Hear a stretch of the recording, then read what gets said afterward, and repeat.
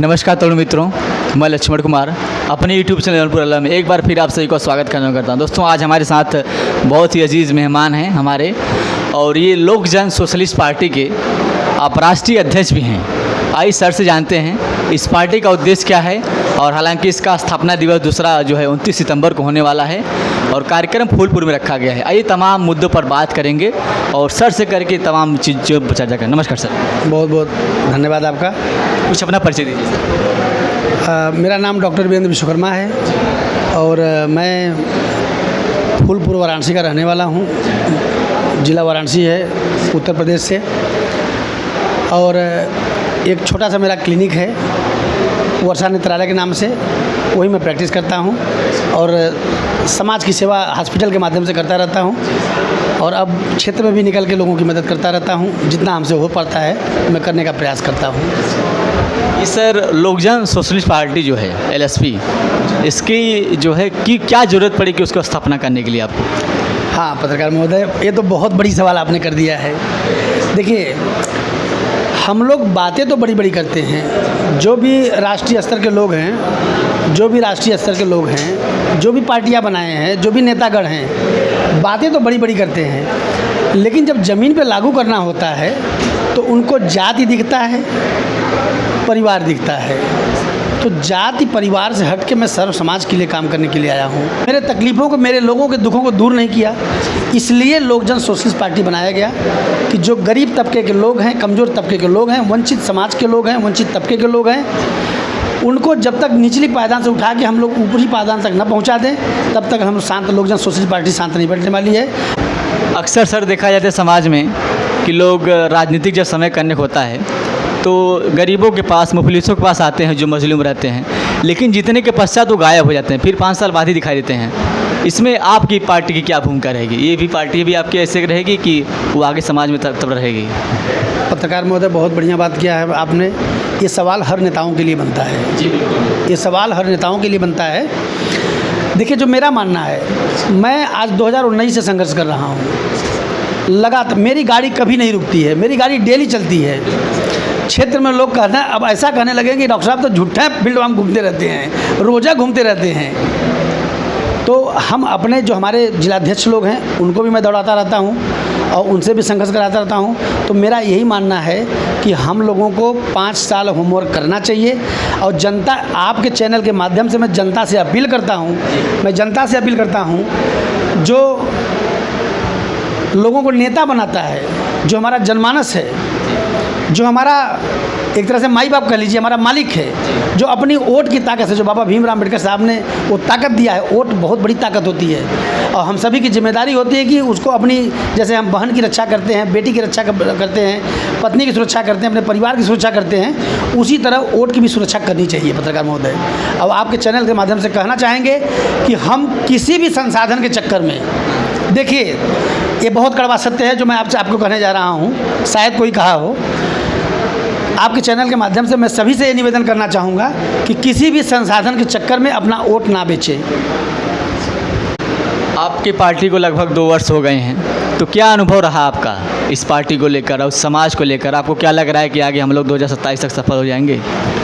पत्रकार महोदय, देखिए, मैं एक कार्यकर्ता के रूप में लोक जन सोशलिस्ट पार्टी का एक कार्यकर्ता हूं। अभी आपने मेरे भाषण में भी सुना होगा कि मैं एक कार्यकर्ता हूं और कार्यकर्ता के तहत मैं कार्य करता हूं और मैं कार्य कर रहा हूं। केवल मैं फल की इच्छा नहीं कर, जैसे स्टूडेंट होते हैं ना भाई, जब चुनाव आता है तो हमारा परीक्षा ही तो होता है। तो जैसे स्टूडेंट होते हैं, पढ़ाई करते हैं, पढ़ाई करते समय ये नहीं समझते कि कौन सी डिवीज़न आएंगे या कौन सा रैंक आएंगे, पूरे भारत में पहला स्थान आएंगे या उत्तर प्रदेश में पहला आएंगे। वो काम करते हैं, पढ़ते हैं। उसी तरह मैं कार्य कर रहा हूँ, फल की इच्छा नहीं रखता हूँ। जनता जनार्दन है, वो चाहेगा, जिसको अपना नेता चाहेगा उसको नेता बनाएगा, जिसको गिराना चाहे गिरा देगा। तो लेकिन सबसे बड़ी बात है जो आपने सवाल किया है कि इन 2 साल में अनुभव कैसा रहा। पत्रकार महोदय, देखिए, हमारा अनुभव यही रहा है कि समाज में ना बहुत भेदभाव है, धरातल पे बहुत भेदभाव है, समाज में बहुत उतार चढ़ाव है। कोई अंबानी अडानी बन गया है तो किसी के मुंह में रोटी नहीं जा रहा है, किसी के मुंह में रोटी नहीं जा पा रहा है। तो समाज में ये अंतर नहीं चलेगा। और ये अंतर होना भी नहीं चाहिए। इस दर्द को देख के मुझे बड़ी पीड़ा होती है। अब इसके लिए आप क्या करेंगे? इसके लिए मैंने अभी आपने भाषण मेरे सुना कि मैं चाहूँगा कि पहला काम तो जनगणना हो, जनसंख्या जनगणना सुनिश्चित की जाए। दूसरा काम, हर घर में एक सरकारी नौकरी दी जाए। एक घर में एक सरकारी नौकरी, दूसरी सरकारी नौकरी नहीं दी जाए। जिस घर में सरकारी नौकरी नहीं है उस घर में सरकारी नौकरी पहुंचाई जाए, ताकि एक घर में फिक्स पैसा हो जाए कि 50,000, 60,000, 1 लाख आएगा, जिससे उसका पूरा परिवार चल सकता है। वो फिर संघर्ष करेंगे तो निश्चित आने वाले दिन में जब उनके पास संसाधन होगा तो वो भी आगे बढ़ेंगे। जब जिनके पास संसाधन ही नहीं है तो आगे बढ़ेंगे कैसे? स्कूलों में अच्छी शिक्षा हो। तो मैं सरकार से भी अपील करता हूं आपके चैनल के माध्यम से, और लोकजन सोशलिस्ट पार्टी की सरकार आई तो हम लोग भी ये करेंगे कि भाई एक नेशन है, जब राष्ट्र एक है तो शिक्षा भी एक होनी चाहिए और स्वास्थ्य भी एक होनी चाहिए।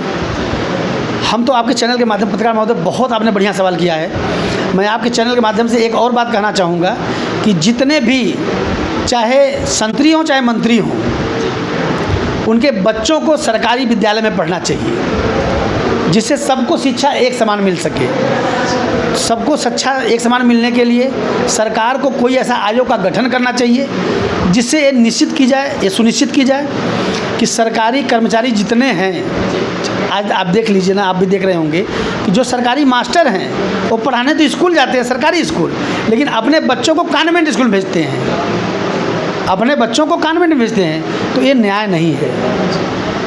उन जो अध्यापक हैं उन अध्यापकों से निवेदन रहेगा कि अपने बच्चे को भी अब प्राइमरी स्कूल में क्यों नहीं पढ़ाते हैं। अगर वो अपने बच्चे को प्राइमरी स्कूल में पढ़ाएंगे, डीएम के बच्चे प्राइमरी स्कूल में जाएंगे, सरकारी स्कूल में जाएंगे, मंत्री के बच्चे सरकारी स्कूल में जाएंगे, मंत्री के लोग सरकारी जो हॉस्पिटल हैं उसमें सुरक्षा अपना इलाज करवाएंगे, तो अपने आप सुधर जाएगा, अपने आप सुधर जाएगा।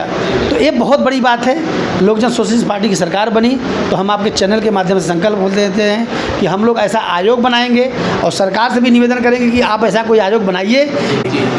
अभी आप पीडीए की बात कर रहे थे, पीडीए की बात तो सपा भी कर रही थी और हालांकि चुनाव में काफ़ी सफल हुई, लेकिन उनकी तरफ अब दोबारा ध्यान नहीं दे पा रही है। तो इसके बारे में आप भी मतलब ऐसा ही करेंगे कि अब जीतने के बाद उनकी तरफ ध्यान नहीं देंगे, सिर्फ बातें बातें ही रहेंगी, धरातल पर ऐसा कुछ नहीं होगा? दिखाइए। देखिए, आपने ये भी सवाल बहुत अच्छी की है। आज मुझे लगता है कि आप सवाल चुन चुन के लाए हैं। ये बहुत अच्छा सवाल है। मैंने आपसे पहले कहा कि पीडीए की बात सभी करते हैं, लेकिन धरातल पे श्रीमान जी दिखना भी तो चाहिए। अगर धरातल पे दिख रहा है तो बताइए। हम मदद लेते हैं पिछड़ों से, दलितों से, अल्पसंख्यक से, और मलाई किसको दे के आते हैं? जहाँ से फंड आता है।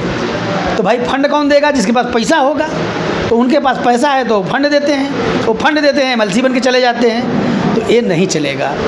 हमारा वो कार्यकर्ता एमएलसी बनना चाहिए जो हमारे साथ संघर्ष कर रहा है, हमारे गरीब जनता के साथ संघर्ष कर रहा है, जो धरातल पे मेहनत कर रहा है, उसको एमएलसी बनना चाहिए।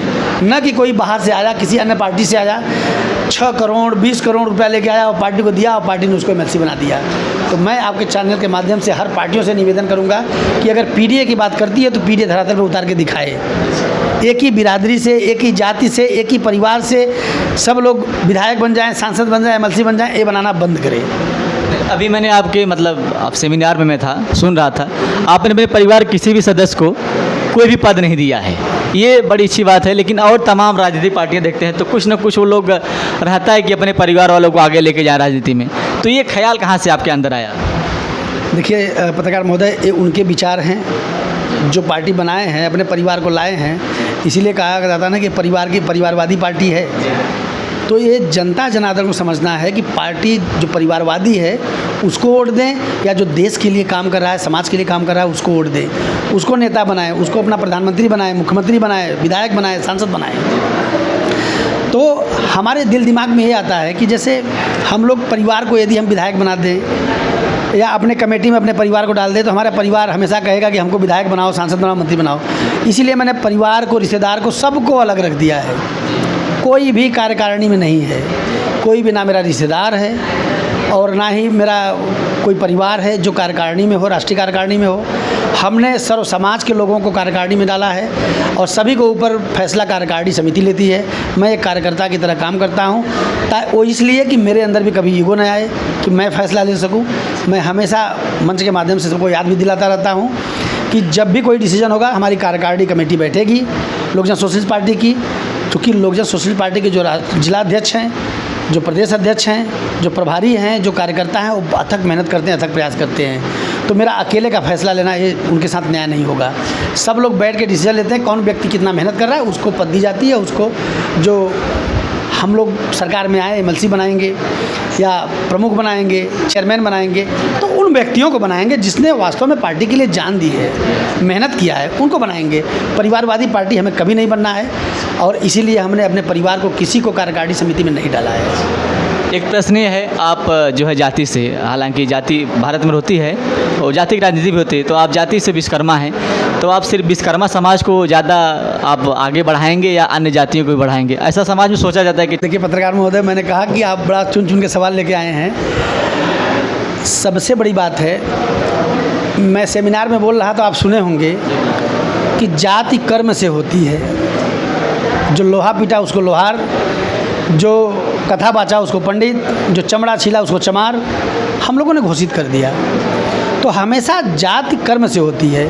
और आपने पहले सुना है कि मैं डॉक्टर वीरेंद्र विश्वकर्मा, मैं पेशे से डॉक्टर हूँ और डॉक्टर को लोग भगवान मानते हैं। तो मैं कभी जातिवाद में विश्वास नहीं करता।